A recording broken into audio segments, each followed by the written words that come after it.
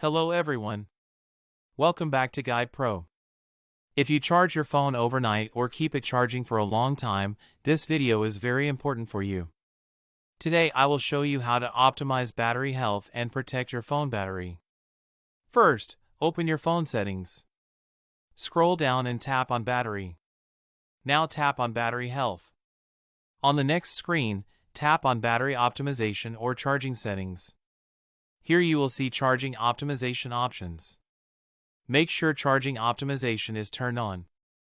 Now you will see options like adaptive charging or limit charging to 80%.